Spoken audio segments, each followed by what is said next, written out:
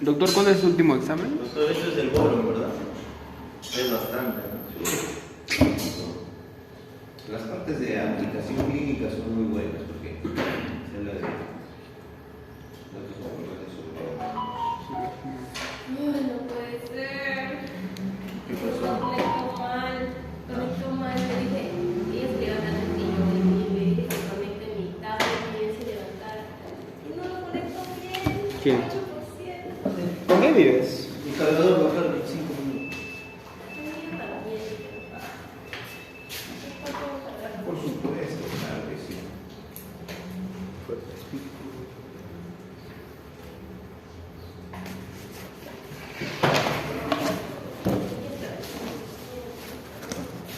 Como decía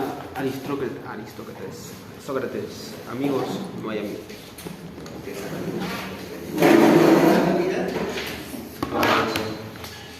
En realidad es que hay una sana competencia. Se debería promover la sana competencia porque eso te motiva. Pero cuando ya se vuelve muy así, muy terrible, ya no te Hay guardan envidia, las egoísmo. fiestas. Sí, no te guardan las fiestas. Hay altruismo. Entonces hay que ser bien cristiano para mantener la sana competencia. Si no eres no cristiano, no se despierta. ¿Lo quieres ver? Hace calor, no, todo hace calor.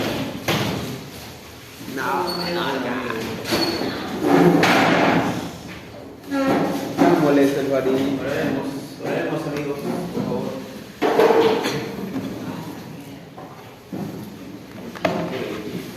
Acompáñenme. Querido Señor, te agradecemos otra vez la oportunidad de estar aquí. Te pedimos, Padre, por el futuro, por el éxito, para que nadie desvíe su objetivo, los metas que tienen las señoritas y los jóvenes que están aquí.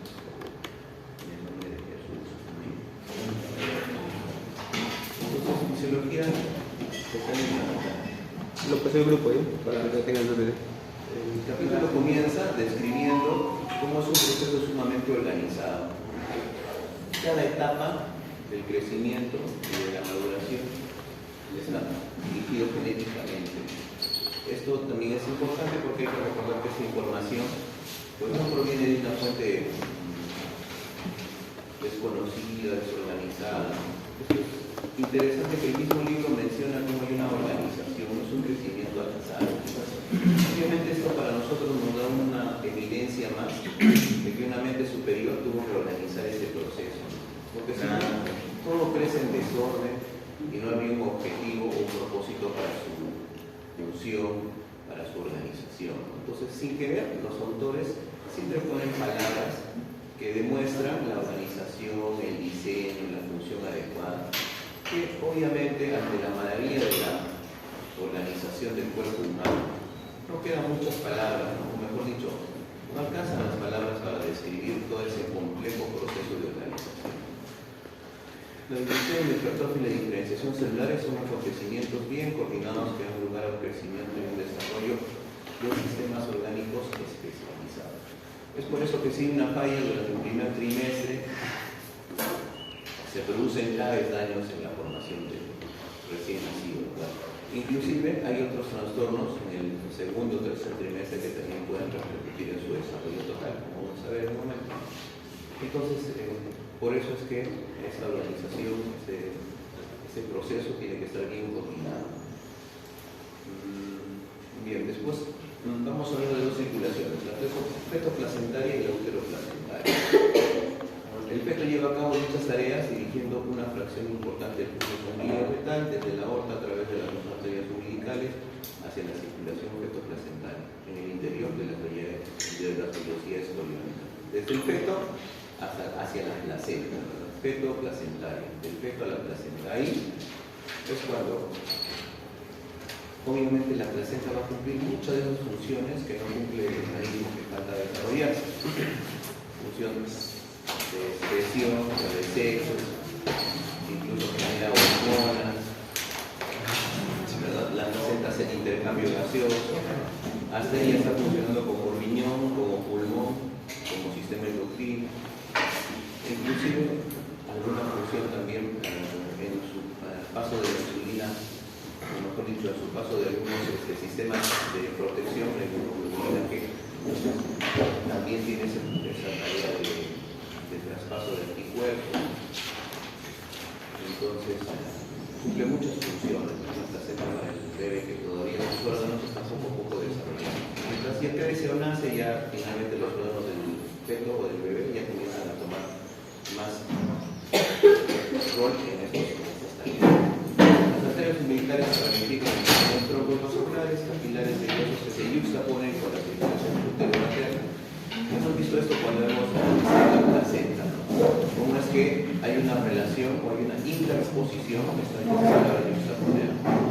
Se interponen, se entremezclan, se combinan para poder brindar la circulación necesaria al recién nacido. Las membranas placentarias, el citotropoblasto, se separa de estas dos circulaciones diferentes y permite un intercambio eficiente de gases, líquidos, moléculas grandes que son esenciales para el crecimiento del bebé. Este es el citotropoblasto, la membrana basal conforma entonces la barrera placentaria, que permite el paso de algunas sustancias y otras no, sobre todo las que son muy grandes. La insulina, por ejemplo, de la madre no pasa. Las inmunoglobulinas, que tienen también un gran tamaño, un peso molecular más grande. Y entonces se describe esa relación de la circulación uteroplacental. Luego, hay un dato importante, ¿no? La sangre arterial uterina, la que viene de la madre, pasa con un 80 a 100 milímetros de mercurio, de PO2. Obviamente, por gradiente va a hacer esa difusión de oxígeno con el cual está entrando 80, casi 100. Mientras que la sangre umbilical entra a esta región uteroplacentaria con feto placentaria solo con 20. Esta diferencia de presión de 80 a 20 va a ser obviamente que el oxígeno disminuye en los tejidos fetales. La sangre que retorna es de 35 a 50 en el niño, en el bebé, mientras que la PO2 uterina, la que va a salir del útero y regresa al sistema venoso para ingresar pues al sistema de la madre, con 4 a 15 milímetros de mercurio máximo. ¿Qué quiere decir esto? Que todavía en esa sangre que está saliendo del útero todavía hay alta proporción de oxígeno comparado a lo que el bebé tiene. Esto prácticamente es una reserva. Ante cualquier situación en la que se requiera más oxígeno para el bebé, este oxígeno que está aquí, esta presión de oxígeno superior, podría ser aprovechada, ¿no?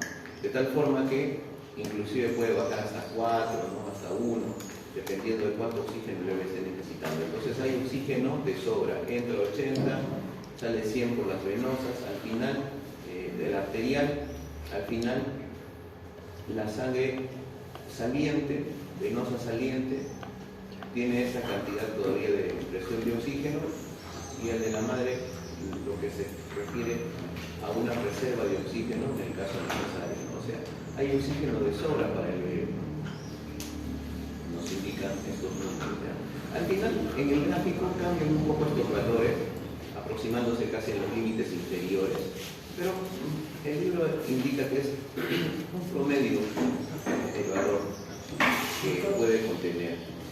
¿Ese 4 a 15 es de otra vena? ¿O esto es de la circulación útero-placentaria y esto es de la circulación feto-placentaria? Ahorita lo vamos a ver con más detalle, pero ¿a qué se refiere? Estas son las arterias uterinas que están entrando hacia la placenta, ya que van a entrar hacia el útero y se van a combinar con la placenta.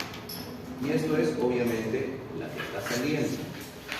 Obviamente tiene que haber una diferencia entre lo que sale, entre lo que entra y lo que sale, ¿verdad?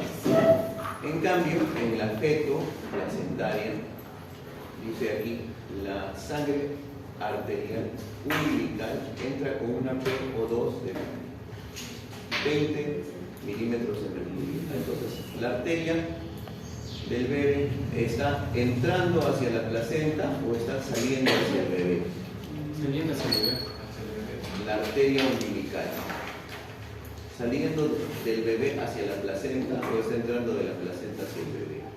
Del bebé a la placenta, maestro. arteria umbilical. Sería la placenta. La vértebra es la que lleva de las dos arterias umbilicales es la que lleva hasta la placenta. ¿Cómo es, amigos? Hay una imagen umbilical. Ahí está, ahí está. Hasta que llega el feto. No hubiéramos comenzado por la imagen. Ahí está. Las imágenes nos ayudan a ahorrarnos una arterias umbilicales. Sí, me están Y están llevando. saliendo, ¿verdad? Sí, del bebé bebé tras a la la placenta. Porque es feto placentaria. La útero placentaria está aquí del lado materno, pero estamos hablando aquí del lado del bebé. Esta dice que tiene 20, ¿verdad? 20. ¿Por qué? Porque obviamente está teniendo toda la sangre desoxigenada que está saliendo del bebé. Obviamente no se produce el cambio en los pulmones y tiene que hacer su intercambio gaseoso aquí. Esta es la que tiene menos oxígeno que todas. Por eso Menos es que esta y menos que la venosa y la arterial de la mamá, ¿sí o no? Ah, claro. Este es 100 y es por eso que tiene la menor proporción de PO2. ¿Cuánto es? En cambio, la otra se refiere a que esta está entrando con 35 a 50, 35 a 40 de PO2 y cuando sale hacia la útero placentaria todavía tiene oxígeno superior al que está aquí, superior. Eso significa que hay todavía, obviamente que hay una combinación y no solamente está entrando oxígeno, como por hecho la sangre del bebé, sino la sangre del mismo músculo uterino, hace que obviamente haya un aumento de la PCO2, en la PO2 que va a retornar a la madre, ¿no? 4 o 15 le puedo 4 a 15, claro. Y ese 4 a 15 es como una reserva, que en ocasiones se va a utilizar para el bebé. Entonces hay que aprenderse estos datos, ¿ya? Para hacer una comparación luego cuando se les pida. Acá puede ver una pregunta con respecto a esto, para diferenciar las presiones de oxígeno y relacionarlas con la fetoplacentaria y con la uteroplacentaria. Obviamente para diferenciar cuál tiene mayor proporción de oxígeno. ¿Qué ha pasado esto en el grupo? Ya está en el grupo. En el grupo segurito. Está en el grupo, descárgalo y escribe tus apuntes en el. Entra sin que nadie te vea, compañera. No hay no hay problema. Aunque en realidad es difícil que pases inadvertido, apreciado. Entonces, el crecimiento se produce por hiperplasia. Entonces, aquí el crecimiento del bebé o de todos los componentes maternos, en este sentido el útero, la placenta y el bebé, vamos a referirnos solo a la placenta y el bebé. La placenta primero crece por hiperplasia y luego completa su crecimiento por hipertrofia. Primero por hiperplasia y luego por hipertrofia. Por eso es que hay mucho cuidado en los primeros días, porque si no, esta hiperplasia no se va a completar.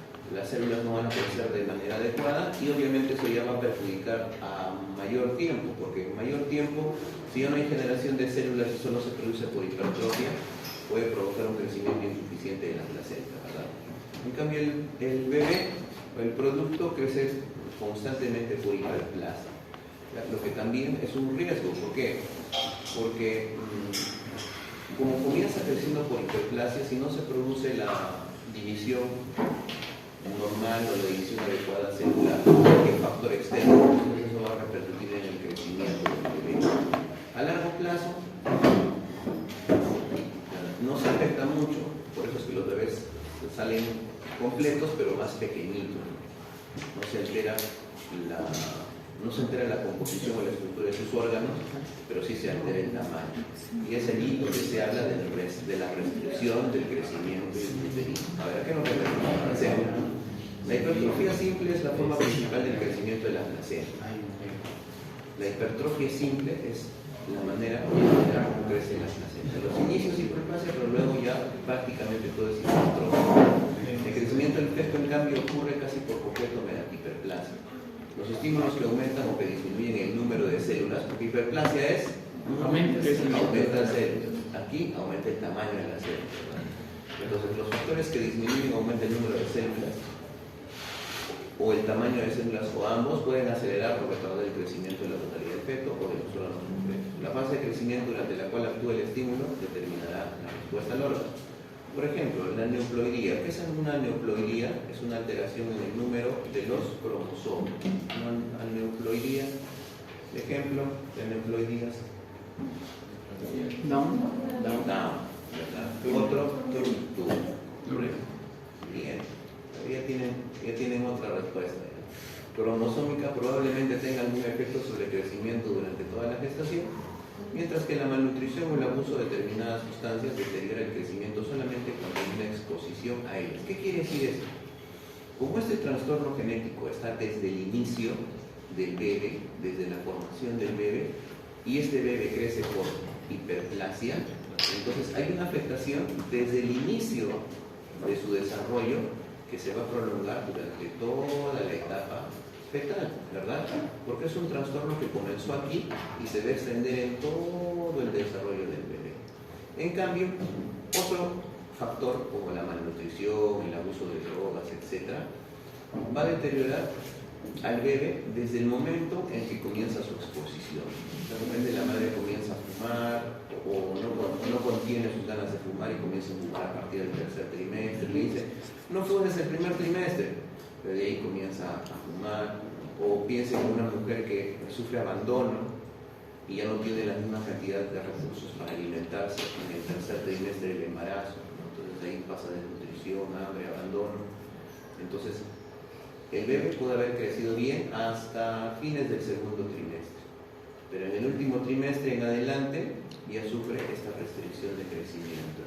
Obviamente, mientras más cerca esté del nacimiento, esta restricción va a ser menor, pero si comienza en etapas tempranas, podría comprometer de la misma forma que lo compromete la neoploidía o cualquier alteración desde el inicio. Entonces eso causaría una restricción en todo el resto del proceso de la formación del bebé, ¿verdad?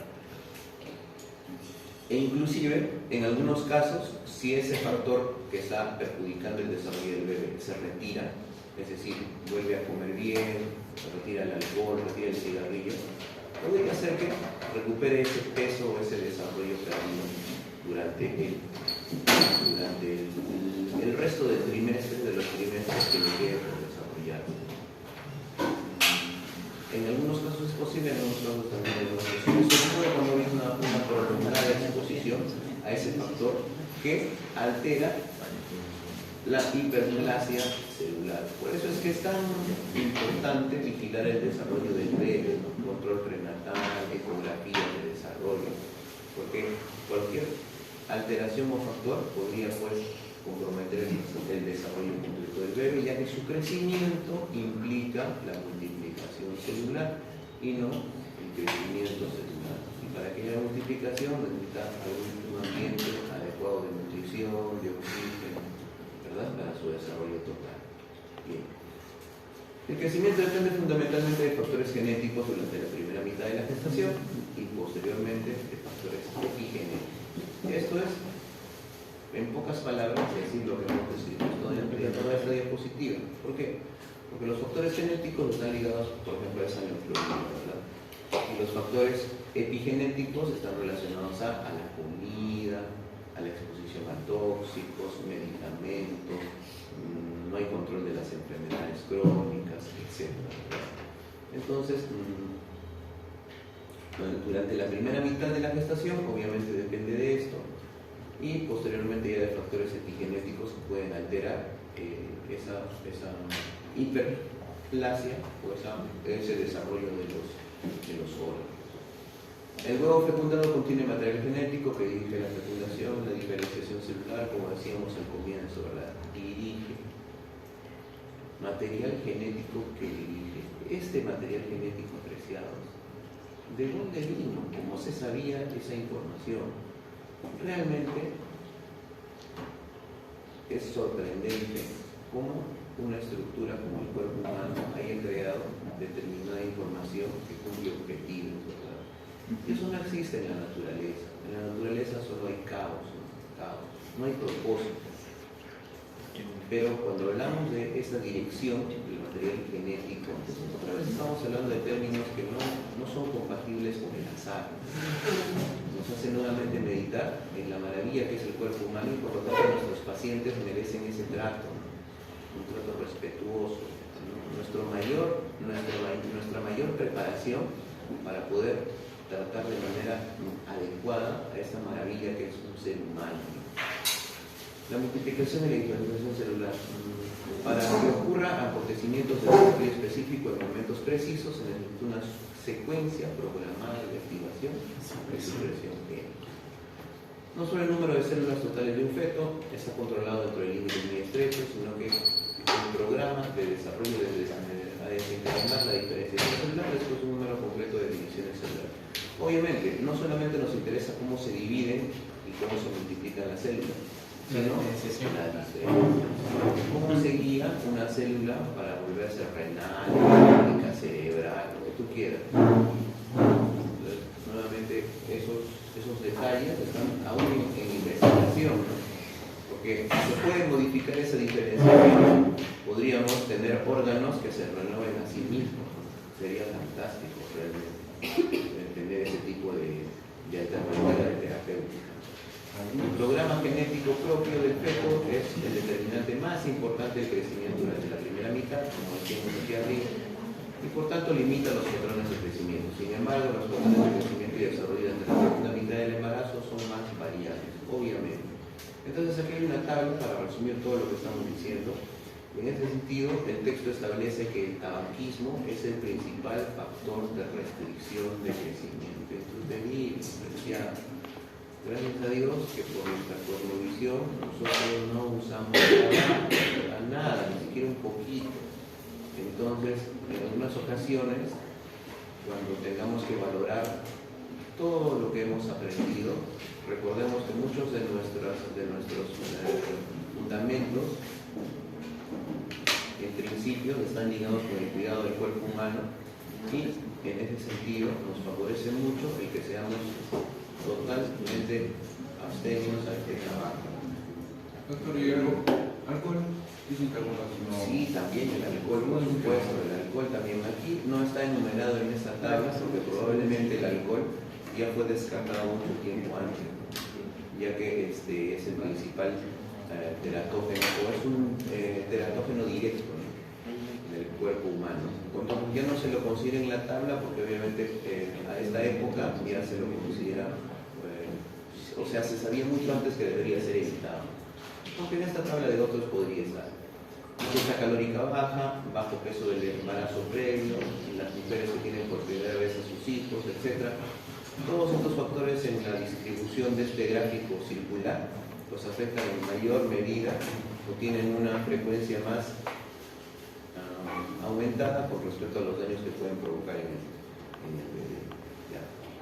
Entonces, miren, tabaquismo, ingesta calórica baja, peso previo al embarazo, o sea, un peso bajo puede involucrar también restricción en el crecimiento, eso aumentaba la ingesta disminuida mucho más. Decimos, si es delgada y no come mucho y si fuma, entonces hay una restricción severa, ¿no? Los migrantes normalmente están en este problema, los migrantes, por la falta de trabajo, oportunidades, etc. Imagínense, es una mujer joven, migrante, entonces realmente se debe estar en severos problemas, severos riesgos severos. Ahora que en nuestro país han abierto oportunidades para los migrantes, por las cuales a veces se juzga un criterio inadecuado de los gobernantes, ¿no? Pero miren qué amables que nosotros les damos el seguro SIS. Yo he atendido a muchos migrantes, cualquiera sea su nacionalidad, no específicamente una, con el seguro SIS. Y el seguro SIS los pagamos todos. Cuando tú pagas tu IGB, 18%, estás pagando. Estamos pagando el seguro. De todos los migrantes. En el tema genético, entonces, es más para la primera mitad de semana con respecto a multiplicación, división, crecimiento. Pero el crecimiento es más para genético. La otra mitad, ¿qué cosa? La otra mitad dice que tiene más influencia de... Por ejemplo, el tabaquismo, todo con el crecimiento. Entonces es más hipertrofia. Claro, al final No, también está ligado a la hiperplasia. La hiperplasia, sobre todo la hiperplasia, porque también esto puede afectar pues, al desarrollo celular. El tabaquismo. Si no tienes comida, no tienes implementos para generar más ADN que puede hacer que la célula se multiplique. No es que uno priorice más que el otro. Los dos Ambos, tanto los epigenéticos como los ambientales, están relacionados a una menor posibilidad de multiplicación celular y por lo tanto una restricción de crecimiento. En ese sentido, la placenta se perjudicaba más a los inicios, ¿no? que al final, porque al final ya la hipertrofia puede compensar toda esa falta de nutrientes que puede haber. Incrementos en la masa placentaria. Aquí está hablando del desarrollo de la placenta, cómo se incrementa de manera lineal o aumenta su crecimiento. Más que decir. Aquí sí vamos a hablar de esta restricción de crecimiento. Hay una restricción de crecimiento simétrico y una restricción del crecimiento asimétrico. Atención, ¿a qué se refieren los dos? Este tipo se debe normalmente a la limitación del crecimiento de larga duración que se origina en los primeros estadios del desarrollo, 4 a 20 semanas. Estamos dentro del primer trimestre, ¿verdad? Entonces, las fallas o las carencias en el primer trimestre son más peligrosas que las carencias en los trimestres posteriores. 2 fetos, uno con restricción en el primer trimestre y el otro con restricción en el tercer trimestre. ¿Cuál de ellos presenta más riesgo de restricción de crecimiento intrauterino? ¿Por qué? ¿Por qué? Eso tienen ustedes que conocer, ¿verdad? ¿Por qué? Porque aquí el resultado es que hay menos células en el feto, obvio, hiperplasia, menos células. Entre sus causas están infecciones intrauterinas, rubiola, infección por citomegalovirus, trastornos cromosómicos, malformaciones congénitas, que si hemos tenido cuidado en nuestra consejería preconcepcional, podríamos haberlas evitado, ¿sí o no? Claro, sí te mandaron el torch. Crecimiento, restricción del crecimiento intrauterino asimétrico. Se supone que el 70 a 80% de la restricción de este crecimiento de los fetos se debe sobre todo a insuficiencia placentaria. Si se compara con la restricción del crecimiento intrauterino asimétrico, este tipo de restricción del crecimiento se debe a una agresión que ocurre bien en los estadios finales de la gestación, normalmente a partir de la semana 28 o de forma más breve. Ocurre solo por pulsos por semanas y luego se supera. Por lo tanto, no afecta en su mayoría o en su totalidad al bebé. Este simétrico, ¿qué quiere decir? Que este bebito es pequeñito en todas sus proporciones corporales. En cambio, en el asimétrico ya podría haber desarrollado su cerebro normalmente, sus extremidades, el tronco podría, o algunos otros órganos podrían tener Ahí solamente focalizado. focalizado. Claro, más focalizado, sobre todo en las extremidades. Entonces, el cerebro es el que se... más peligroso es porque hay menos cantidad de células. Este sería el más peligroso porque comprometería, todas las estructuras y además dice que hay un compromiso de larga duración que comienza en las primeras semanas. En cambio, este bebé ya está casi formado. Claro. En algún momento hay una interrupción, por eso se produce una restricción asimétrica. Y a una combinación de los dos sería una restricción de crecimiento intermedio o mixto. Una combinación. Eso que Una dice, combinación. eso que dice insuficiencia uteroplacentarias es porque ciertas áreas localizadas del bebé no llegan en los suficientes ligaciones, placenta, algo así. Y en ese sentido, que cuando habla de uteroplacentaria se refiere entonces a los problemas que hay en útero y placenta. Como no hay una buena función de la placenta, repercute pues obviamente en el bebé. ¿Por qué puede haber una restricción insuficiencia uteroplacentaria al final del embarazo? Trombos, presión arterial, hiperplasia. Sí, puede ser una condición crónica que no permita un flujo adecuado en la placenta. Puede ser, por ejemplo, una placenta que esté en una inserción baja, por ejemplo, ¿verdad? Que ya no cumple la nutrición adecuada de una placenta ubicada correctamente. ¿Qué más? Podría ser alguna alteración como una calcificación, una inserción incompleta o velamentosa. ¿no? Alteraciones en la placenta que La posición de la placenta.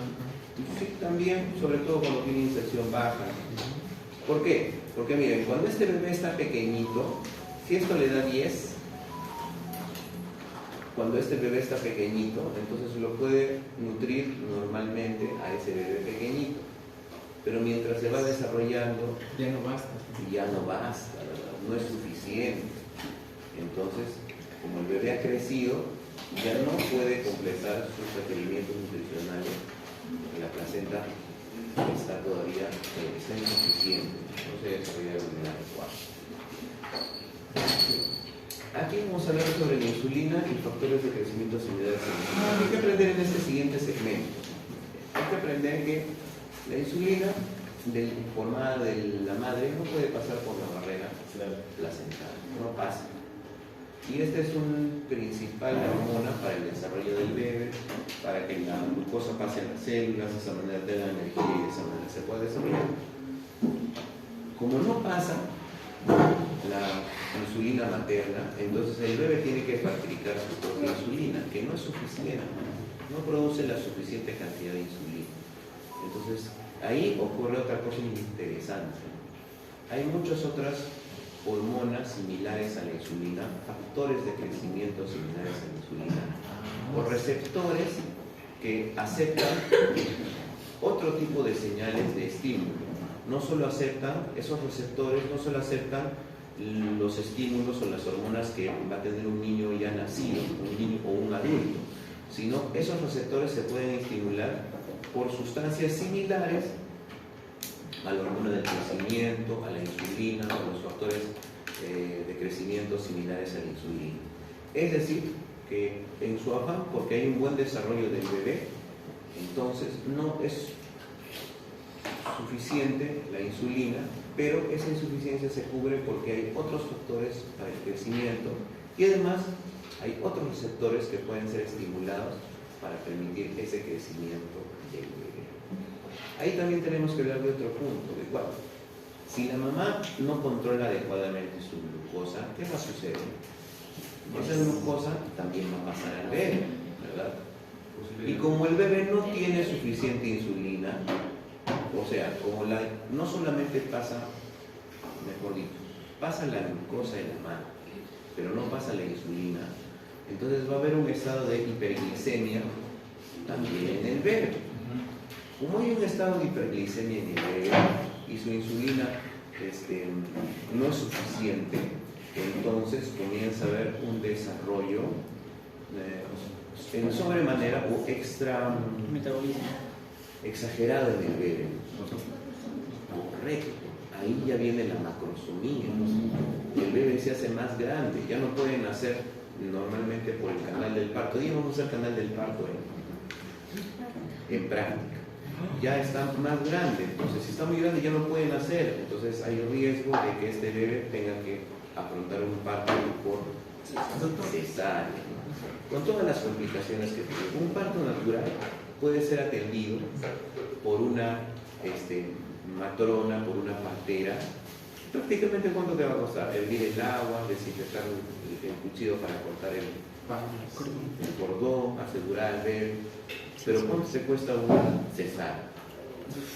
Mínimo 5.000 soles, no es una clínica promedio. Además, se dan cuenta, es carísimo en comparación de los dos.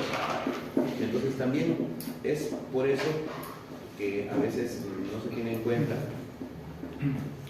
la vía donde van a hacer el bebé. En fin, ¿y de qué otra manera afecta? Cuando el bebé ya nace, ¿qué sucede? No tiene la suficiente insulina. Y entonces, o mejor dicho, cuando nace ya no tiene la misma exposición a la hiperglicemia materna, ¿verdad? Y como ya no tiene la exposición a la hiperglicemia materna, ¿qué pasa? Se hunde en hipoglucemia. Y eso puede ser peligroso para sus primeros días de vida. Entonces, eso es lo que tenemos que entender en esta parte. ¿Ya? Después está para leer. Con respecto a la glucosa que va atravesando por la placenta y no tenía la suficiente insulina, ¿cómo se vuelve macrosómico si que no la puede utilizar? ¿Sintetiza más factores parecidos a la insulina? Justamente, como no hay esa insulina, o sea, el bebé produce poca insulina, aumenta en la medida de lo posible su producción de insulina, y otros factores de crecimiento, factores similares a la insulina, Que aprovechan la glucosa. aprovechan la glucosa y generan pues ese.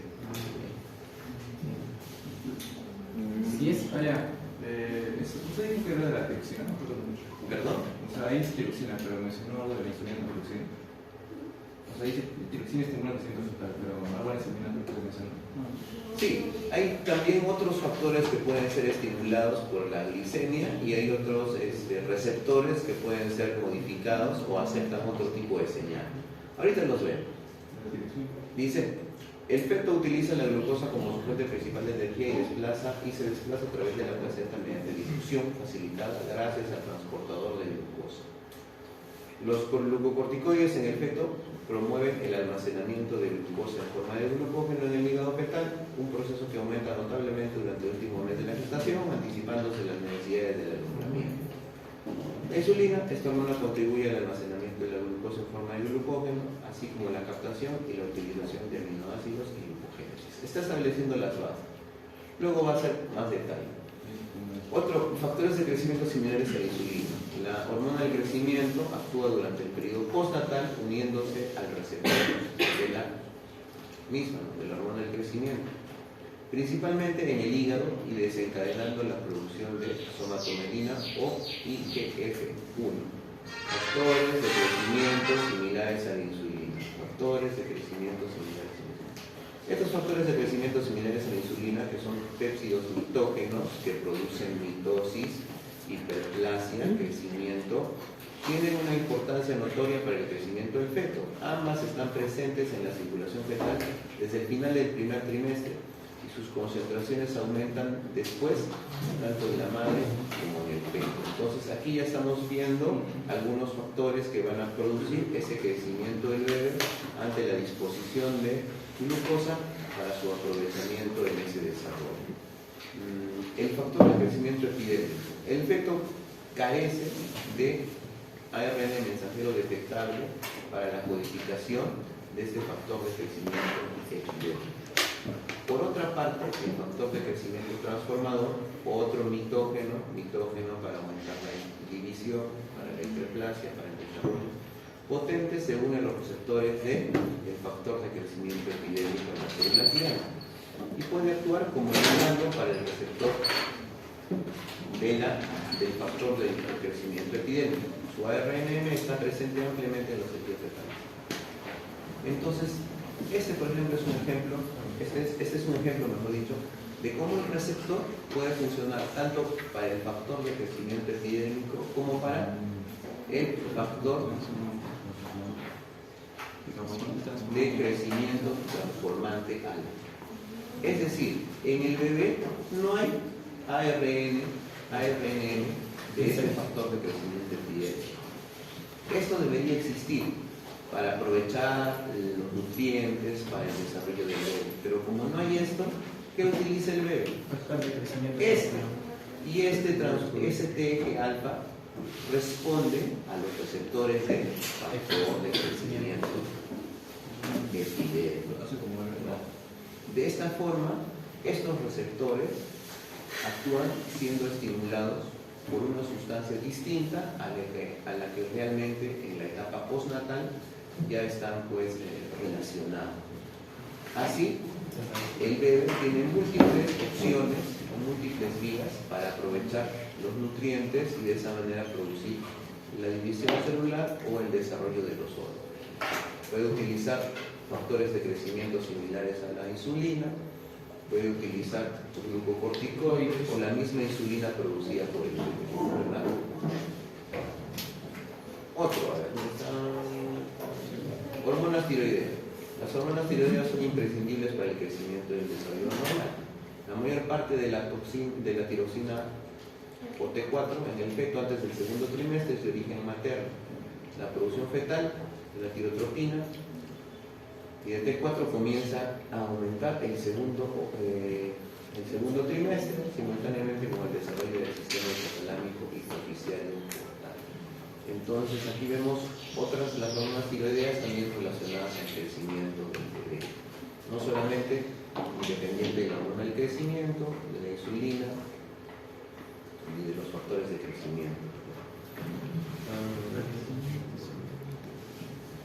¿Por qué es importante mencionar estos medios, estas hormonas relacionadas al crecimiento? Porque entonces vemos muchas reservas del bebé, o mejor dicho, muchas maneras de cómo el organismo ha preparado las suficientes reservas o los suficientes medios para producir un crecimiento total del bebé, ¿verdad?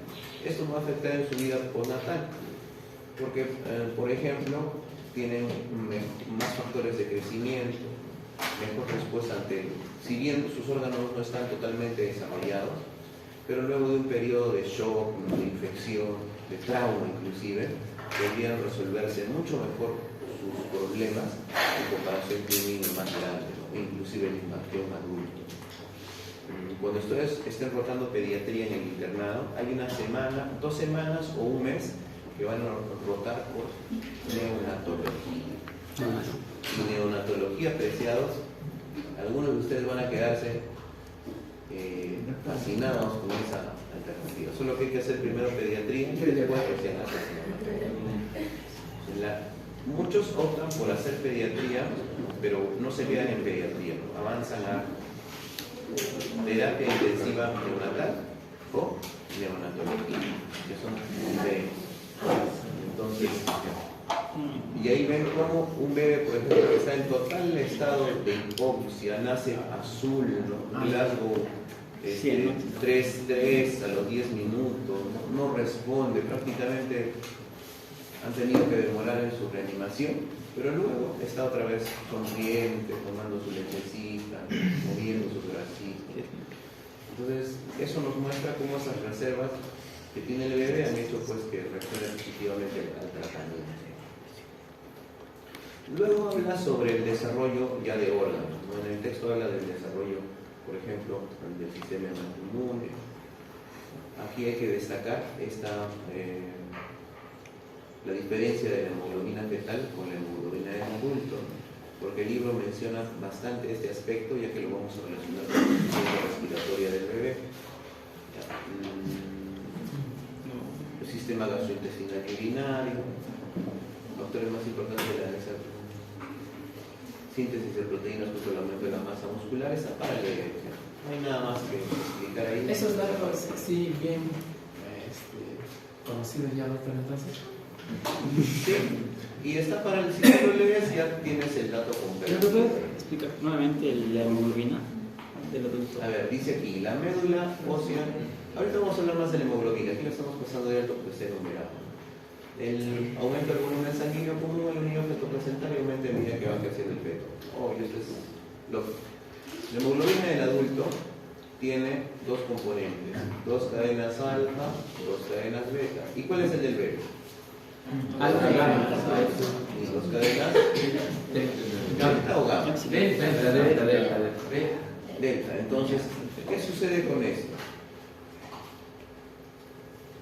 Hay una diferencia en la composición de estas cadenas que permite que el 2,3-difosfoglicerato se una más rápidamente a la hemoglobina fetal, mejor dicho, a la hemoglobina del adulto que a la hemoglobina fetal.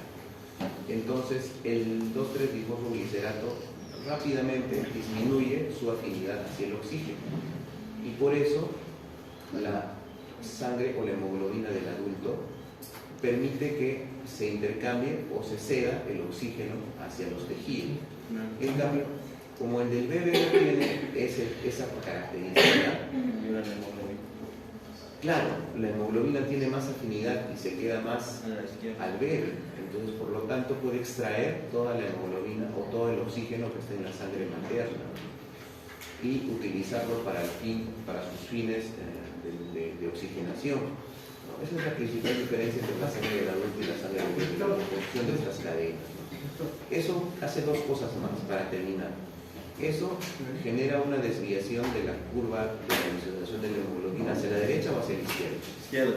Hacia la izquierda, correcto. Porque necesitas menos presión para que esa hemoglobina pueda saturarse, ¿verdad?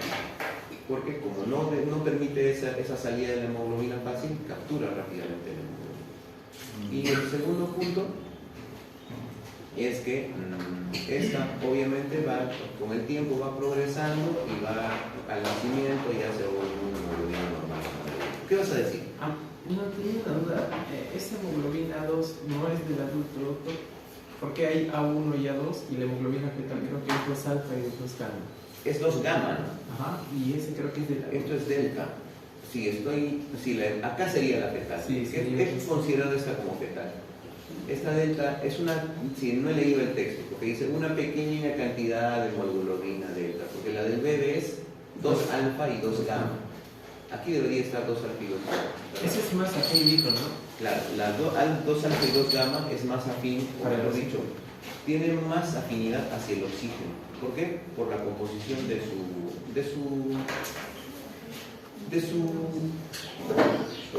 componente gamma. Porque ese componente gamma tiene una alteración en la histidina, si no me equivoco, en un aminoácido, y ese aminoácido hace que sea mucho menos reemplazable el oxígeno por el 2-trifosfoglicerato. Y disociación a la izquierda, mencionaba. Una desviación a la izquierda de la curva de disociación de la hemoglobina. Durante los 12 primeros meses de vida, hasta el finalizar, precisamente se establece un patrón de expresión de hemoglobina de la. Listo. Entonces, sí, aquí hay que aumentarle un paréntesis, ¿ya? Para que no haya confusión. Aquí tenemos que aumentar.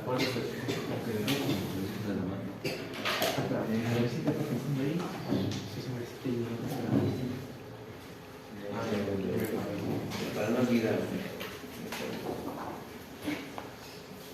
Es alfa y gamma. Podemos poner alfa y gamma también. Es alfa y gamma.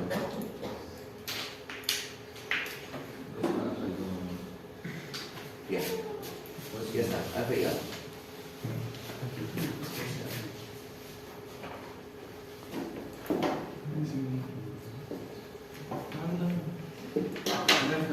Listo. Durante el 8 ya está arreglado. En el periodo postnatal se produce un descenso de la sustancial de la hemoglobina con un mínimo de 11 gramos de cilitro. Cerca de los 2 meses de edad se denomina anemia fisiológica de la lactancia. Claro. ¿Por qué?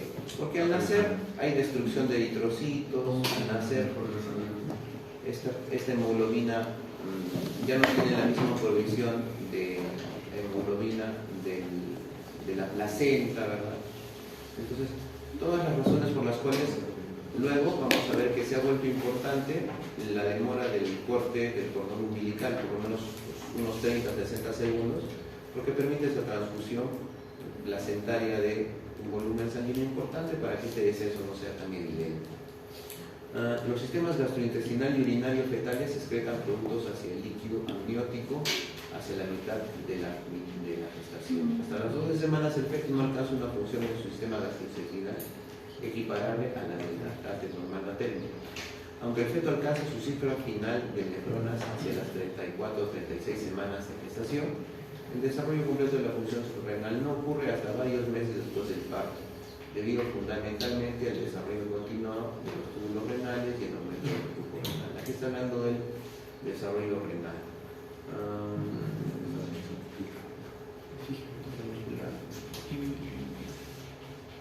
Incremento de la síntesis de proteínas, reservas lipídicas aumentan durante la gestación, sobre todo en el tercer trimestre. Y aquí, cuando hablamos del desarrollo cardiopulmonar,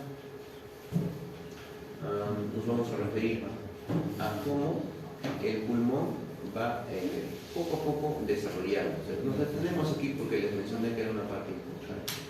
Hay dos factores cruciales que posibilitan el intercambio gaseoso del pulmón del lactante sea tan eficaz como el pulmón del adulto. Uno, el crecimiento estructural y ramificado simultáneamente de segmentos pulmonares y vasos sanguíneos que crea una interfase capilar de difusión eficiente de los gases. Y dos, la producción de surfactantes, sustancias tensoactivas que permiten la expansión pulmonar sin un esfuerzo respiratorio excesivo. ¿Qué quiere decir eso? A ver, el intercambio gaseoso del pulmón del lactante sea tan eficaz como el del pulmón adulto. Cuando nace el bebé, sus pulmones tienen que ser suficientemente capaces de adquirir oxígeno del ambiente. Porque miren, el riñón todavía puede estar en desarrollo, ¿verdad? Dice que se completa su desarrollo todavía postnatal. Aquí está, se desarrolla el desarrollo continúa siendo posterior al nacimiento. ¿Qué más? El hígado también poco a poco completa su desarrollo. El intestino también complementa su desarrollo después, por eso es que no le puedes dar comida al bebé Comida sólida. sólida, ¿verdad? Solo puede tomar leche materna. Pero, ¿qué hacemos con el oxígeno? Hay que darle oxígeno con fracción inspiratoria de 50%, no 21%, ¿no? Hay que darle oxígeno caliente, no. Hay que darle aire, que tenga una presión positiva, tampoco. El bebé tiene que soportar el aire ambiental ya desde que nace. Entonces, ¿qué dos factores aseguran que esté tan competente como el pulmón en un adulto? Al crecimiento. En primer lugar dice que crece tanto la ramificación de los pulmones o de los segmentos pulmonares junto con los vasos sanguíneos. Es decir, tanto los segmentos pulmonares como los vasos sanguíneos crecen y por lo tanto va a haber una correcta difusión de los vasos hacia los alvéolos, ¿verdad? O del ambiente hacia los vasos a través de los alvéolos. Porque esto crece de manera similar o de manera paralela para que haya una completa adecuación o una suficiente función en el momento de nacer. Porque si no crecerían de manera similar o de manera paralela, entonces pues no puede completar esa función. ¿Qué más? Esto vamos a ver más detalladamente cuando hablemos del surfactante. Y en segundo lugar, el bebé tiene un asunto que los adultos no tienen, y es el surfactante. Es una sustancia tensoactiva. Es una sustancia que permite que no se colapsen los alvéolos. Y de esta manera va a permitir que exista el espacio necesario para el intercambio gaseoso en los pulmones. De esta forma, el pulmón es el órgano que está competente en el nacimiento, ¿verdad? A diferencia de otros órganos. Inclusive el desarrollo neurológico todavía está en proceso de capacitación. Y aquí hablamos de los diferentes periodos de este crecimiento. Periodo subglandular. Vías respiratorias aparecen como glándulas, exócrinas ramificadas con yemas acinales. Periodo canalicular, de las 16 a las 26 semanas. Se siguen generando 17 generaciones de vías respiratorias, incluyendo bronquios y bronquiolos. Cada bronquio respiratorio da lugar a 6 alvéolos, los cuales se originan alvéolos primitivos durante el segundo trimestre, etc. Sin embargo, una cantidad de tejido intersticial separa los capilares del tejido respiratorio a las 24 semanas de gestación. Es decir, que aunque ya tienes un desarrollo tanto de los vasos sanguíneos que es en paralelo a la estructura pulmonar, todavía a las 26 semanas, ¿qué sucede? Hay mucho tejido intermedio entre el alvéolo y el vaso. Entonces, si hay ese tejido que está en el intermedio del alvéolo y del vaso, por más que tú le pongas oxígeno, por más que tú utilices surfactante, es difícil mantener una vía respiratoria adecuada a las 26 semanas. No porque no haya suficiente oxígeno, no porque haya suficiente surfactante, sino porque el desarrollo no está completo y hay mucho tejido intersticial que separa esos capilares del tejido pulmonar o de los alvéolos y no puede haber ese intercambio gaseoso, ¿verdad? Entonces, ¿en cuál niño sería útil utilizar surfactante artificial? En un niño mayor de 26 semanas. Claro. Porque en este que tiene mayor de 26 semanas, 28, 30 semanas, este intersticio ya va a ser mínimo. Entonces va a ser útil tanto la utilización de oxígeno como la utilización de surfactante para mejorar su respuesta respiratoria, ¿verdad? Entonces, Hay otras estrategias que podrían hacer que un niño viva todavía las 26 semanas, ¿no? Pero son casos muy contados. Tal vez inclusive que tienen que estar relacionados con fallas en el cálculo de edad gestacional, porque el médico piensa que tiene 26 semanas, pero ella tiene 28 semanas, y por eso responde mejor a los tratamientos. Pero aquí se pone un límite de 26 semanas en las que ninguna terapia podría mejorar su respiración o su ventilación, porque está alterada la estructura y este tejido no permite el intercambio de oxígeno, de gases, ni tampoco la utilidad del surfactante. Pero ¿qué sucede aquí? Ojo, clave, periodo sacular. ¿Por qué es importante el periodo sacular? 24 a 36 semanas. Miren, aquí dice 24 y aquí dice 26. Se están entrecruzando, ¿verdad? Pero consideremos a partir de las 26 semanas, entonces hasta las 38. ¿no? El libro tiene sus márgenes amplios, incluso que se intercalan. 24 a 38 semanas, dice, durante este periodo empieza la síntesis y el almacenamiento del surfactante en las células diferenciadas tipo 2. ¿Otro nombre? Neumocitos tipo 2. Correcto. ¿En qué tiempo? Periodo sacular. ¿Cuándo? A partir de las 24 a 38 semanas según el texto, pero nosotros tenemos que considerar superior a las 27 semanas. Superior a las 27 semanas. Superior a 26 semanas. ¿Por qué? Porque eso está más de acuerdo con lo que dice anteriormente, ¿no? Porque entonces sería contradicción del texto. Periodo alveolar, desde el final de la vida fetal hasta la primera infancia. Hacia las 32 semanas de gestación ya se observan estructuras pseudoalveolares. Y hacia las semanas 34 y 36 ya está presente el 10 al 15% del número de alveolos del adulto. La cifra de alveolos sigue aumentando hasta casi los 8 años de edad. Si bien no hay un desarrollo completo, pero el pulmón ya es suficiente para captar oxígeno y poder mantener la vida del bebé, ¿verdad? Periodo sacular, ojo, periodo sacular. ¿Ya? Neumocitos tipo 2, surfactante. La producción de surfactante en el tercer trimestre está desencadenada por un aumento de la concentración de cortisol y otras hormonas. El surfactante aumenta la sensibilidad pulmonar y por tanto reduce el esfuerzo inspiratorio.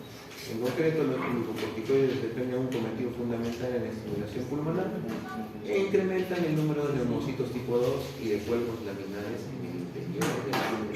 El fosfolípido predominante del surfactante es la dipatiltoin fosfacilulicoin DPPC.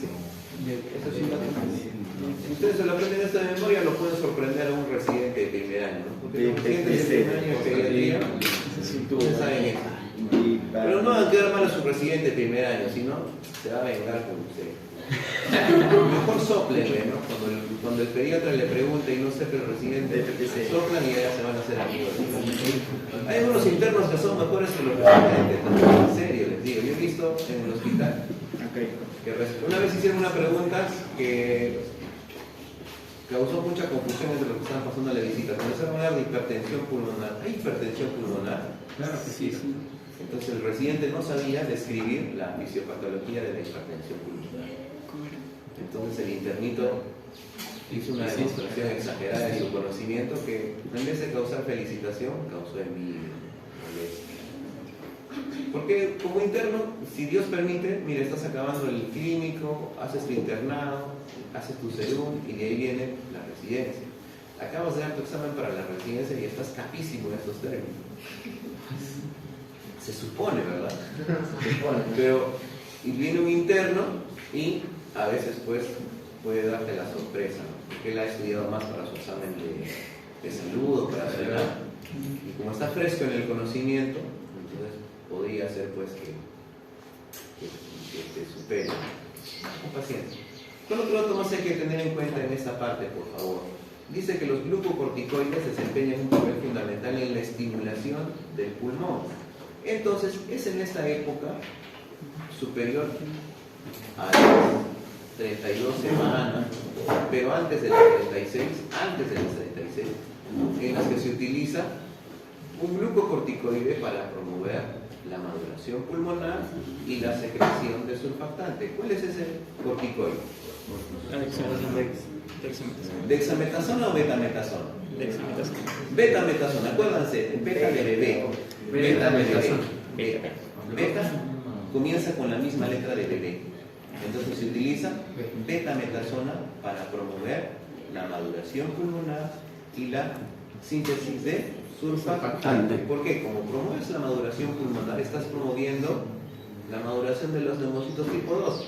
¿Y cuál es la consecuencia de la maduración de los tipo 2? Sí, más cantidad de más cantidad de surfactante. Entonces, este es un manejo antes de darle surfactante a niños sin nacer con un déficit. Claro, sobre todo cuando tienes problemas de nacimiento pretérmino. Rompe membranas a las 32 semanas por un accidente, por una infección. Entonces ese bebé ya no se puede quedar con membranas rotas en el útero. Hay que Darles. entonces, proteges una cobertura antibiótica, ¿verdad? Y esas 24 o 48 horas que puedes permanecer el bebé en el útero, le pones un corticoide para que mejore su síntesis de surfactante y tenga más posibilidades de sobrevivir. Doctor, o sea, en tercer trimestre, ¿cómo le Claro, tercer trimestre, porque es superior a las 32 semanas. ¿no? Claro, ¿por qué antes no sirve? ¿Por qué no sirve antes? Porque no se Porque todavía hay un espacio de membrana grande. Claro, no está formado todavía, ¿no? Desde las 28 sería hasta útil. la adelante, doctor. Hasta las 30, porque después también ya no es útil.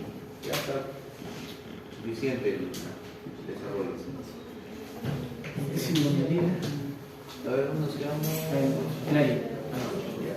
Aquí avanzamos.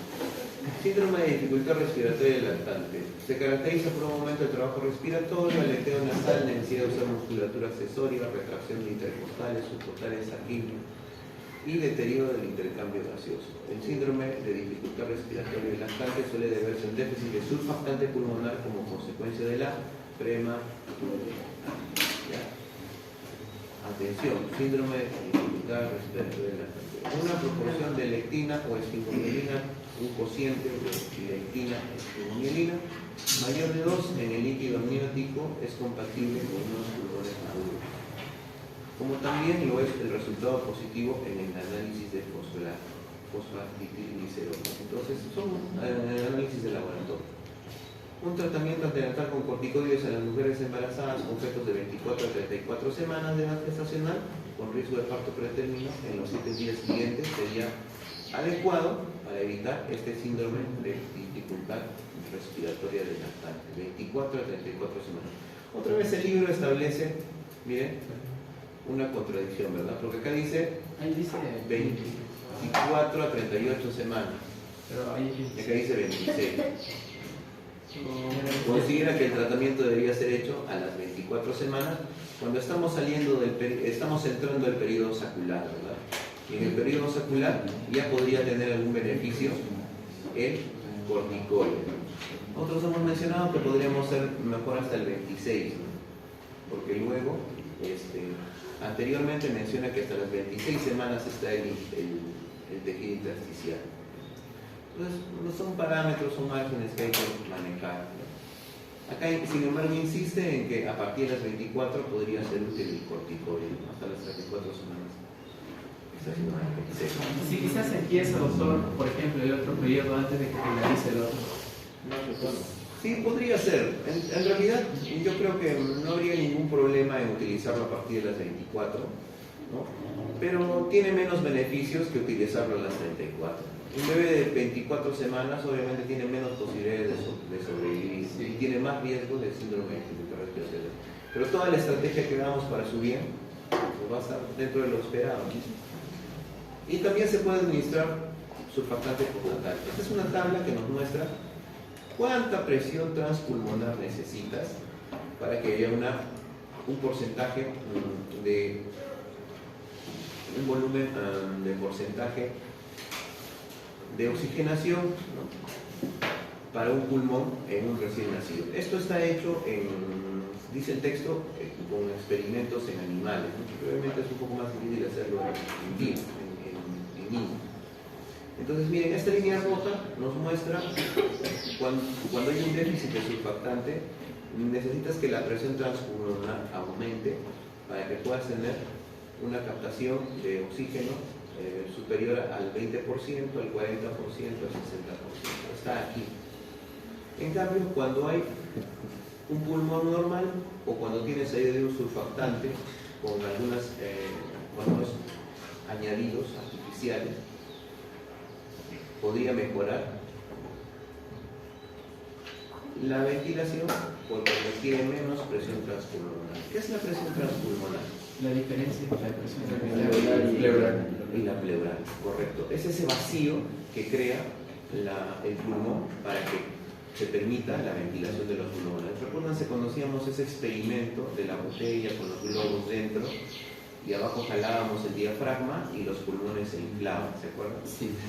Entonces, esa es la presión transpulmonar, la necesidad de que exista más fuerza que jale hacia adentro los pulmones, los expanda, y como los expande, obviamente estás inspirando más oxígeno. Necesitas más fuerza para expansión, necesitas una cantidad más amplia de esta presión para que ingrese más oxígeno y de esa manera pueda haber una mejor oxigenación o respuesta en nivel. ¿Cuánto es lo normal, doctor? ¿5? Debería estar aquí en menos de 5, ¿no? Es 3 si no me equivoco, 5, pero ya está llegando casi a 10 aquí, que es el triple prácticamente. Obviamente el triple indica pues que va a necesitar utilizar frecuencia cardíaca aumentada, musculatura accesoria, aleteo nasal, que pueda compensar esa deficiencia. Aquí. Eso, doctor, de esfingomielina, creo que eso es amniocentesis que habíamos visto en práctica. Eso es lo que se detecta en la amniocentesis, doctor, para saber la edad de los niños. Ah, ya.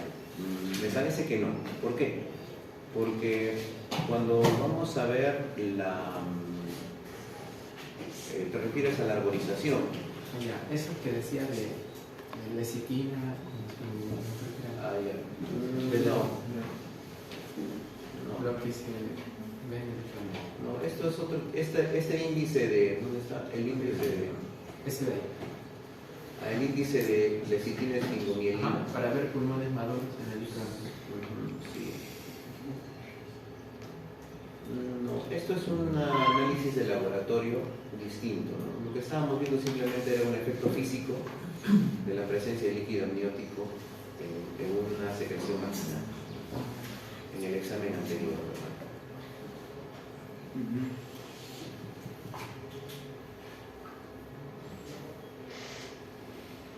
Los movimientos respiratorios fetales comienzan cerca del final del primer trimestre, pero se desvanecen junto antes del parto, ¿no? Obviamente hay movimientos que están permitiendo el desarrollo o están preparando los pulmones para su expresión máxima ya cuando el bebé haya nacido, ¿no? Obviamente después necesitamos que eso cese o dispare para que no haya esa introducción de líquido, ¿no? a los pulmones. Mientras tanto están bañados en un líquido leve que poco a poco tiene que ser luego drenado o expulsado.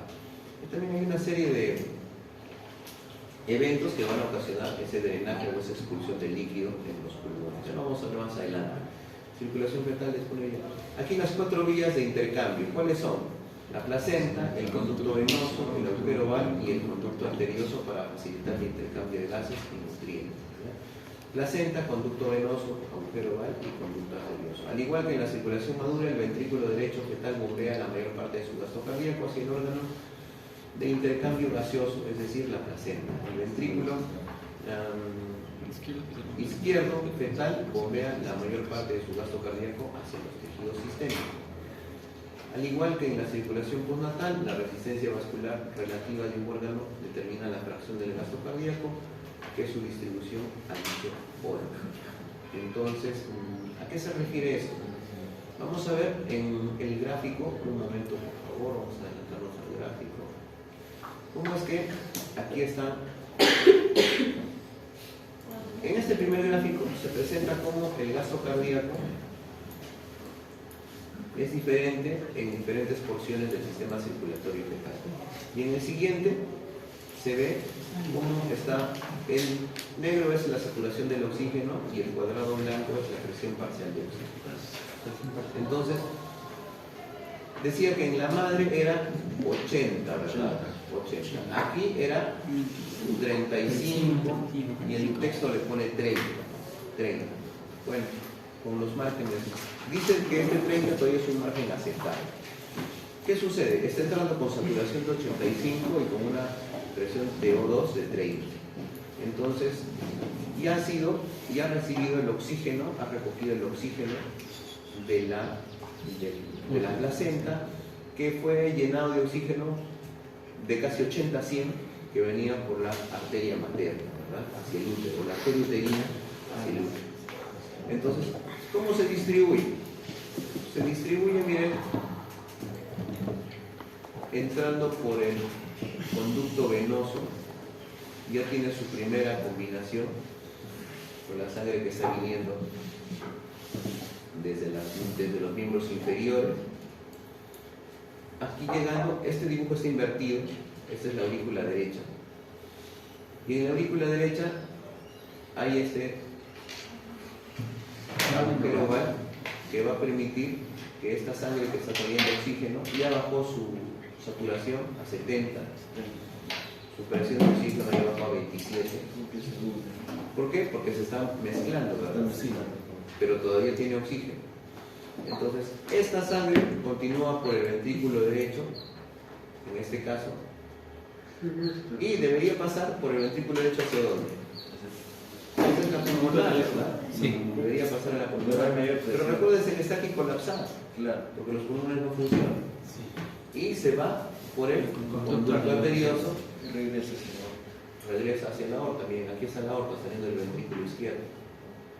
Aquí ya redujo su saturación a 22, su saturación a 55, su presión a 22. Aquí también está reducida a 25. ¿Por qué? Porque aquí hay combinación que llega desde la parte superior del organismo o también la que está drenando del pulmón. Ambas se van a unir para luego ir hacia la circulación sistémica. ¿Con cuánto de saturación? Entonces miren, está con 65 de saturación y 25 de presión parcial de oxígeno. Como ven, está descendiendo de lo que ingresó por la placenta. Entró con 85 y 30 y cuando va a salir hacia la circulación sistémica tiene 68 y 25. Y todavía esta presión de O2 de 25 es suficiente para las necesidades del bebé. Va a aprovechar todo el oxígeno posible. Mientras va bajando por la aorta descendente va disminuyendo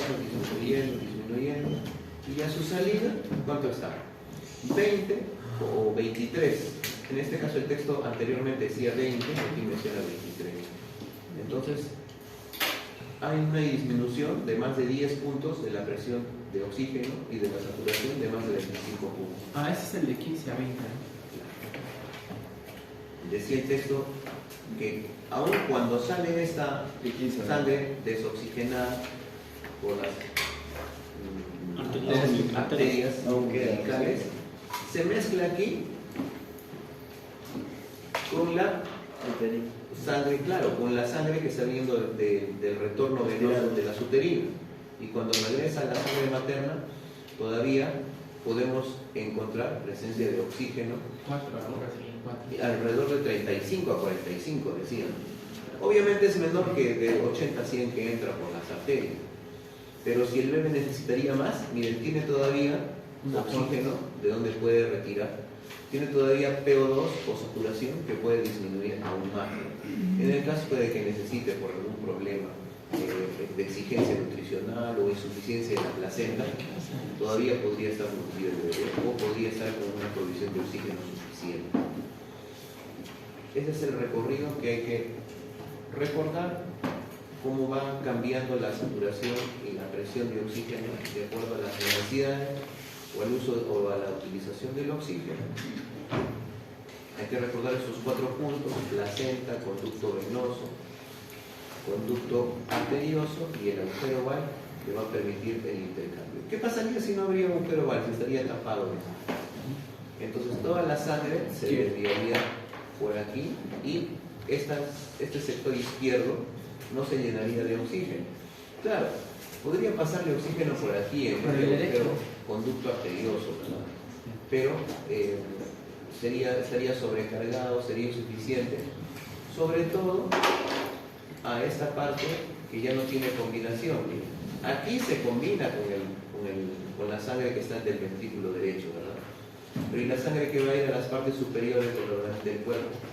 La que está saliendo, no por la... Acá está la aorta. Aquí está la curva de la aorta que va hacia el sistema. Pero ¿y esta? Que va hacia la cabeza. Entonces estaría con una falta de oxígeno, ¿verdad? Acá está con 25 y 65, similar a esto, 25 y 65. ¿Por qué hay esta misma proporción? Porque justamente en el agujero oval ya está pasando un poco de sangre oxigenada. Y miren, saliendo del cerebro o saliendo de la parte superior del cuerpo, es la menor proporción de oxígeno que hay, obviamente por el aprovechamiento pues, del oxígeno en la parte superior del cuerpo y el cerebro.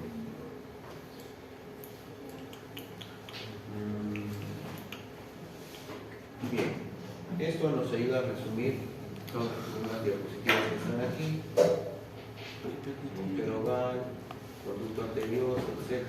Ya que hemos mencionado. Ajustes cardiopulmonares al nacer.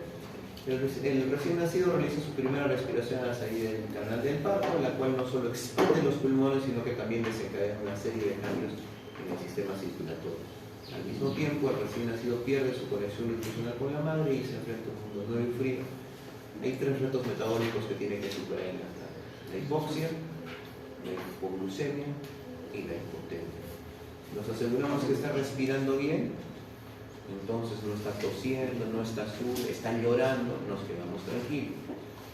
Hipoglucemia o hiperhipoglucemia, si hemos mantenido el control de la glucosa de la madre en parámetros normales, nos quedamos tranquilos.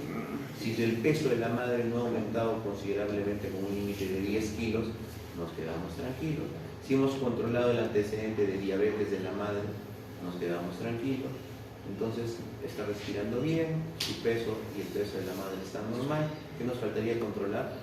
La hipotermia. Es por eso que rápido al bebito lo cambian, lo estimulan y lo abrigan, ¿verdad? Y es por eso que te dicen, tienes que tener su ropita lista días antes. Para eso te sirvió calcular tu fecha probable del parto y saber que a un mes de la fecha probable del parto ya deberías tener tus cositas listas, ¿no? Y no estar recién comprando. Hay personas, apreciados, que cuando se van a comprar la ropita del bebé, la planchan, la lavan. Pero está nuevo, ¿cómo vas a planchar y lavar si está nuevo? No, de eso que está nuevo, yo voy a planchar y lavar. Entonces tienes la ropita de tu bebé limpia, ¿verdad? A tu modo, como te gusta a ti, le puedes echar el perfume que ya has comprado para el bebé. ¿Te das cuenta? Podemos manejar mejor esta situación. La pérdida de la circulación placentaria obliga a los recién nacidos a respirar por sus propios medios, obviamente. Y aquí viene la parte que va a hablar sobre la primera respiración y cómo puede ver ese esfuerzo respiratorio para mejorar la expulsión del líquido que está en el pulmón del bebé. Eso está para leer, no está complicado de entender esta parte, ya lo hemos visto en el gráfico. Nos adelantamos hasta aquí.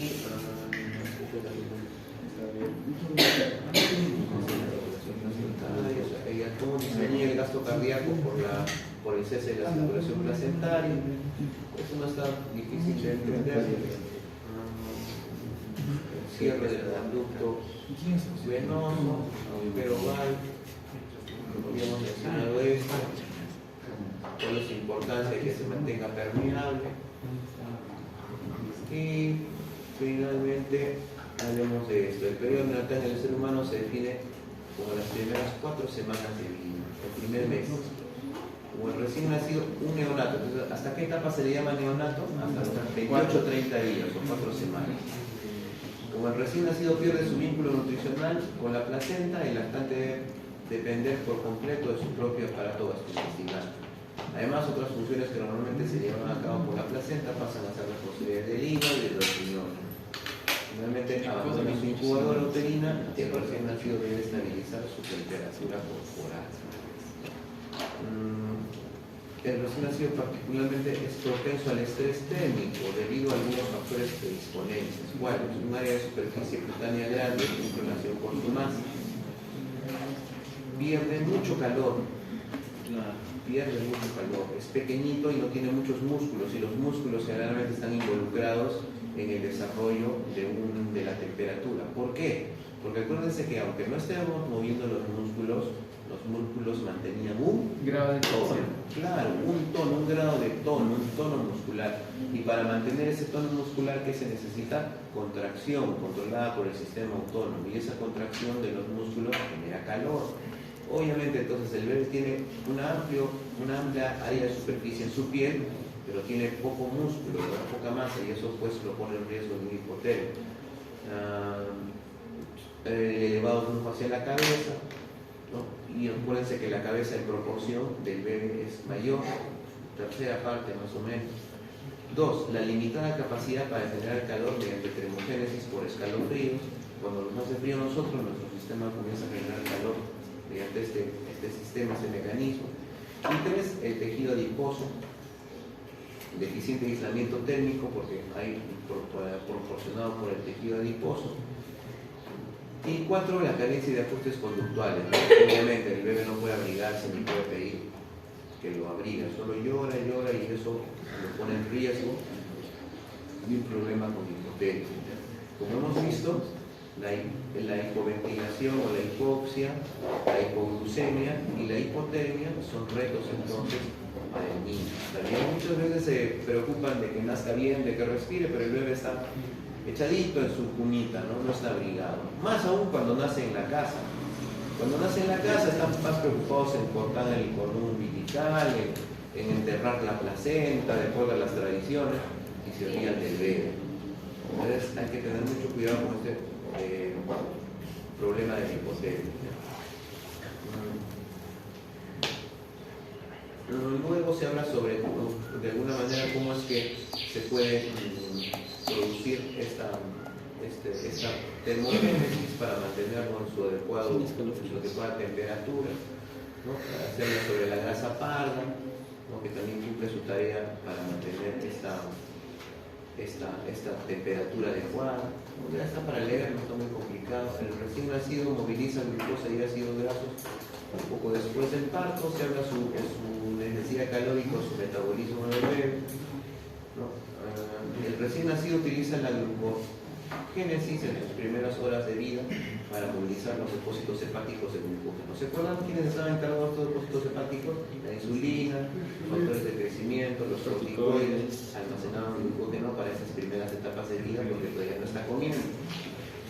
El recién nacido agota las reservas hepáticas de glucógeno en las primeras 12 horas de vida. ¿Y el calostro cuándo comenzaba? El calostro A las 4. No, ¿cómo? todavía 24, ¿verdad? 24 48 horas. Entonces ahí el bebé tiene que, como sea, tener esas reservas de glucógeno para poder subsistir esas primeras 24 48 horas hasta que la madre ya se genera. Por eso es que hay que estimular el seno para la lactancia previo al nacimiento.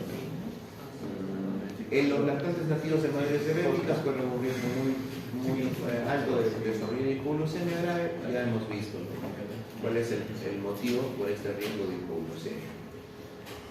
Se habla del metabolismo de las grasas, de la tasa metabólica del lactante. ¿Cuánto necesita de calorías el bebé diaria? De 100 a 120 kilocalorías diarias. De 100 a 120 kilocalorías por kilogramo.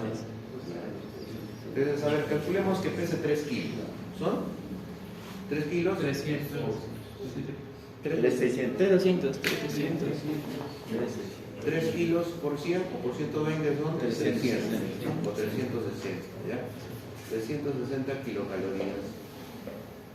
Un bebé de 3 kilos aproximadamente, ¿no? Y ya podemos calcular. Entonces yo les pongo, si pesa 3,500, ya ustedes calculan cuánto es el requerimiento calórico de un bebé. Esto tiene que ser compatible con la producción de leche, que es aproximadamente unos 600 ml de leche, que surten normalmente sus necesidades calóricas del bebé.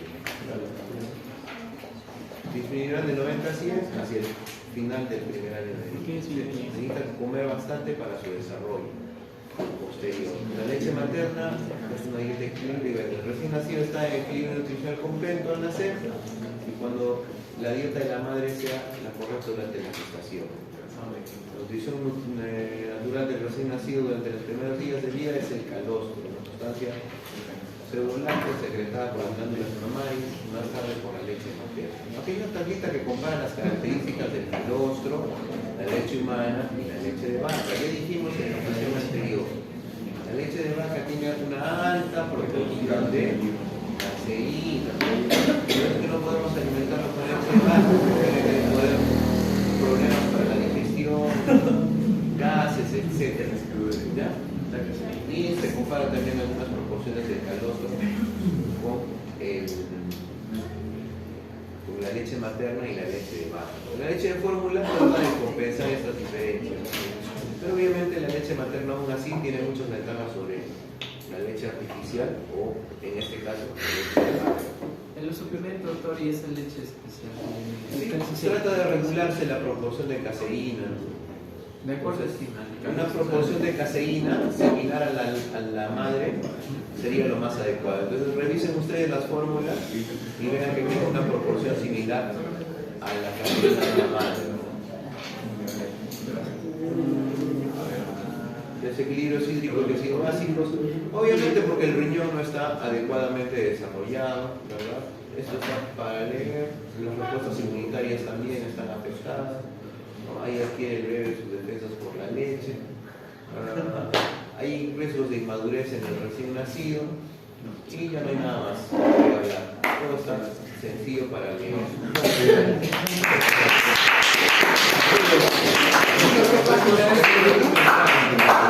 ¿Se ha pasado esto para leer? Hemos hecho énfasis en algunas cosas importantes, ¿verdad? Y estamos con tiempo para irnos a la práctica. Ya iniciamos. Para no perder, porque antes me iban a... El último tema es un tema extenso. ¿Por qué no le he puesto nombre? El último tema del jueves, el próximo martes, Es más extenso. es extenso, solo lo vamos a estudiar de las diapositivas, ¿ya? Que realmente es un tema muy extenso. ¿De cuál? Es la atención del recién nacido. ¿Ya? Por el periodo ya vimos. Doctor, ¿qué página del libro? Eso es los últimos dos capítulos de Obstetricia de William. ¿Qué? Era de William. No, esto sí es de Bob. Esto sí es del gol. Allá. Es el capítulo 57 del Sí, entonces, eso es lo último y el próximo jueves como hoy estamos dando el examen final. No. El jueves. No. Ah, sí. Sí, próximo. El jueves tenemos examen de fármaco, El doctor. próximo jueves, hoy estamos jueves, ¿verdad? El otro jueves. El otro jueves. Tenemos examen de fármaco, doctor. Examen de fármaco. Puede ser El último examen de fármaco tenemos. Oye, vas a acumular. Si no, no va a haber nada. O para el martes el examen. De la próxima semana. El viernes, ¿por qué no lo hace? Viernes. ¿Viernes? De la próxima semana. Ya fue el viernes antes de la Porque miércoles es práctica. Es que el domingo es fármaco práctico. ¿Ah? Domingo es fármaco práctico. Sí. Fármaco te di el jueves. Viernes. Fármaco práctica domingo. Viernes, ¿sabes? Es el. Viernes. Claro, ahí con poder, doctor. El sábado, doctor, el sábado. Creo que podemos darnos en este caso en la licencia de tomar un examen un día después si es que les conviene apreciar. Si no, el mismo jueves nomás. No, ¿Desde qué tema? ¿Viernes? Todo lo que no entró ¿Están todos en de el acuerdo? segundo. En primer. ¿Qué dicen amigos? ¿Viernes mejor? Porque tiene el curso fármaco el jueves, ¿verdad? Martes. Listo, me parece correcto. Porque en total no está tan complicado, han hecho buen puntaje en el primer examen, entonces no creo que haya problemas para el final. ¿Ya? Listo, quedamos entonces viernes. Sería tempranito. 8 de la mañana. 8 de la mañana, porque a las 9 ya estamos entrando a práctica. Tú quítale. ¿Ya? La última práctica la vamos a dividir de manera diferente. O sea, la práctica de mañana y la próxima práctica del próximo día. Mañana solo va a ser práctica el primer grupo, las 2 horas completas. Solo el primer grupo. Solo el primer grupo, las 2 horas completas. Y el próximo viernes, las 2 horas completas, solo el segundo grupo. Solo el segundo grupo. ¿Ya? ¿A qué me refiero? Mañana no van a venir a prácticas del viernes, los del segundo grupo. No. Porque las 2 horas las van a hacer los miembros del segundo grupo. Las 2 horas completas. Porque la práctica es atención de parto. Y para que el robot se prepare, para que ustedes participen en la atención del parto, Toma tiempo. es mejor que cada uno de ustedes participe en la simulación de la atención del parto. Porque si no, no se va a poder hacer, como somos 5 o 6 por grupo, no vamos a poder hacer esa repetición del procedimiento de la atención del parto. ¿Me dejo entender?